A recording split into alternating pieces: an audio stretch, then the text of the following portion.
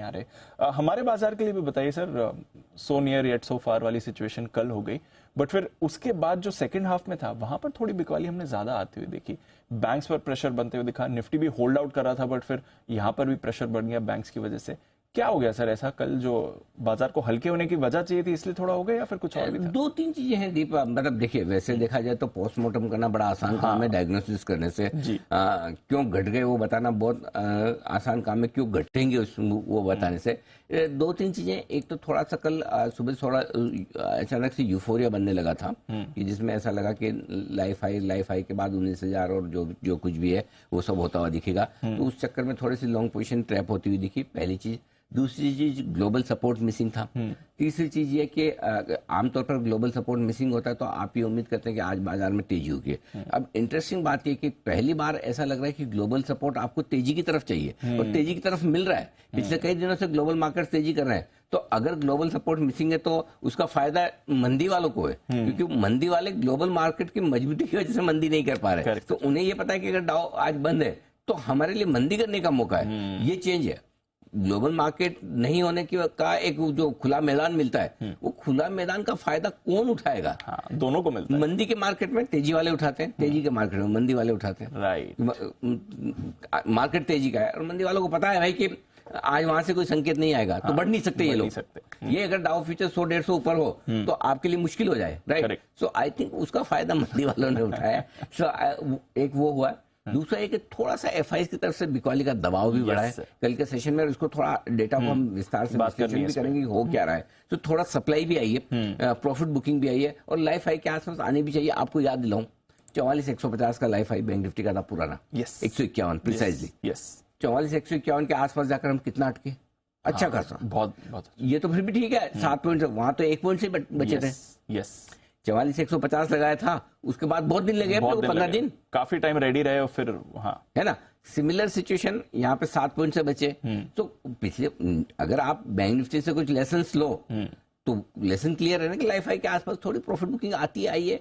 So I think normal profit booking है, ये normal profit booking थोड़ी सी और बढ़ सकती है आगे। सो इन सब के चलते, और दूसरा ये कि मिड कैप स्मॉल कैप शेयरों में जिस तरह से थोड़ा तेजी का माहौल बना है, हल्की फुल्की प्रॉफिट बुकिंग आना लाजमी है। तो मुझे लगता है थोड़ा correction time wise price wise हो जाए, बहुत बढ़िया, बहुत बढ़िया, बहुत बढ़िया। ठीक है, ये है तो अच्छा है अगर बाजार थोड़ा हल्के भी हो जाए। देखो रुक रुक के चले तो बढ़िया है, नहीं तो क्या एक तरफा बढ़ेंगे तो घटेंगे भी एक तरफा। तो हर एक लेवल पे प्रॉफिट बुकिंग, बिकवाली, खरीदारी, सारी चीज होती रहनी चाहिए। सो आई थिंक ठीक है मार्केट। मुझे लगता है थोड़ा सा समय बिताने की कोशिश करेंगे नया मूव बनाने के पहले, हल्का सा थोड़ा करेक्ट हो जाए, सही लेवल पर आ जाए।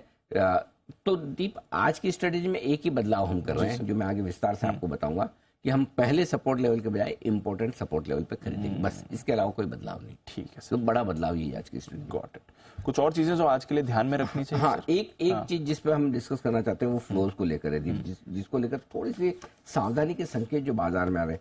कल आप देखिए, कल आपने 1031 करोड़ की बिकवाली आपने देखी एफआईज की जी, 1325 करोड़ के इंडेक्स बेचे हैं, 1882 करोड़ के स्टॉक फ्यूचर्स भी बेचे हैं। तो हाल ही के दिनों की, मेरे ख्याल से जून के महीने की सबसे बड़ी बिकवाली, सबसे खराब नंबर ये है, और आज के लिए सबसे बड़ा नेगेटिव ट्रिगर आपके लिए यही है।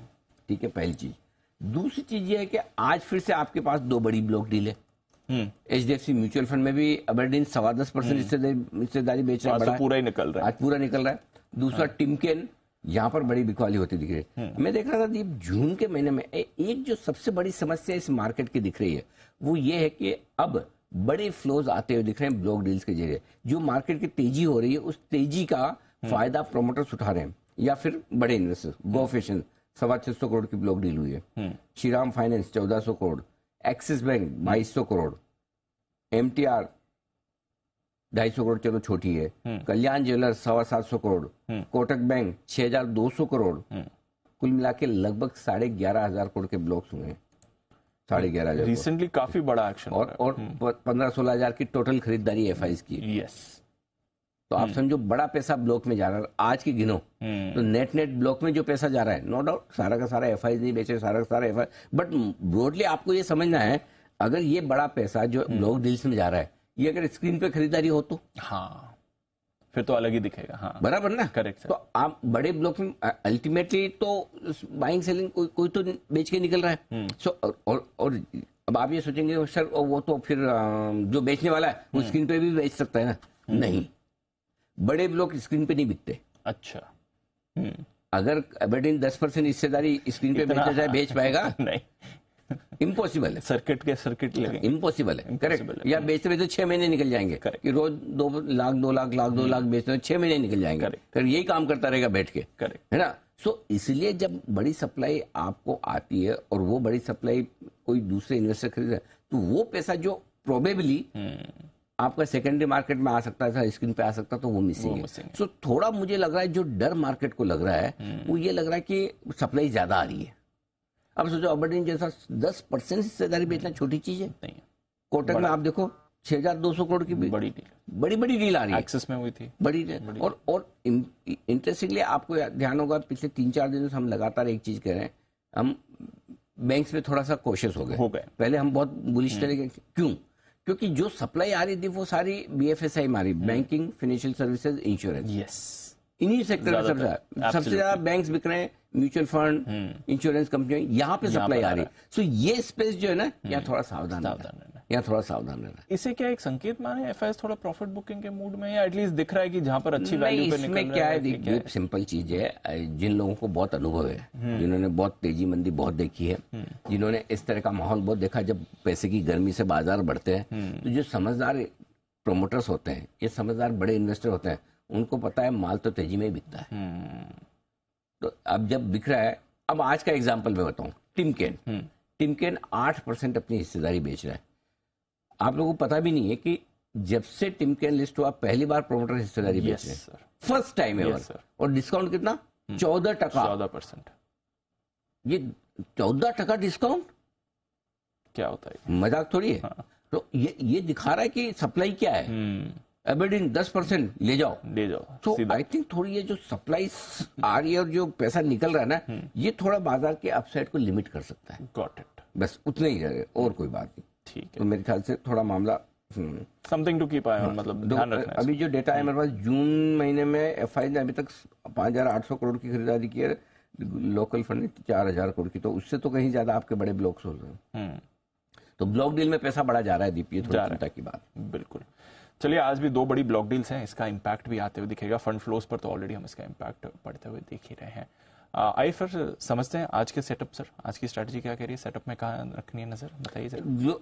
थोड़ा सा ग्लोबल मार्केट से हल्की सावधानी के संकेत हैं जी। दूसरा एक एफआईज खरीदारी से अपना थोड़ा सा हाथ रोक रहे हैं, और बड़ी ब्लॉक डील से ऊपरी लेवल पर थोड़ी सप्लाई आने की आशंका। तो ये 3 थोड़े से नेगेटिव फैक्टर है, इनके चलते ऊपर के लेवल पे हल्की फुल्की प्रॉफिट बुकिंग भी आप करते चले। एग्रेसिव खरीदारी करने के बजाय इंपॉर्टेंट और बड़े सपोर्ट लेवल के आसपास खरीदे। फर्क इतना ही, खरीदना है लेकिन बड़े सपोर्ट लेवल पे खरीदना, छोटे वाले और पहले पे नहीं, बस इतना फर्क है। फिर भी 2 लेवल्स आपके लिए इंपॉर्टेंट है अब, 18,475 निफ्टी पर और 43,000 बैंक निफ्टी पर। जब तक इन लेवल के ऊपर आप बंद हो रहे हैं तब तक कोई खास चिंता की बात नहीं, एक रनिंग करेक्शन के तौर पर देखें। अगर इन लेवल्स के नीचे आप बंद होने का संकेत देखें तो आपको थोड़ी सावधानी रखनी है, अदरवाइज रनिंग करेक्शन है 2% का, 1.5% का करेक्शन जनरली निफ्टी में, बैंक निफ्टी में 1 से 3% का रनिंग करेक्शन आता है, वो रनिंग करेक्शन हो सकता है और उसको आपको संभाल के चलना।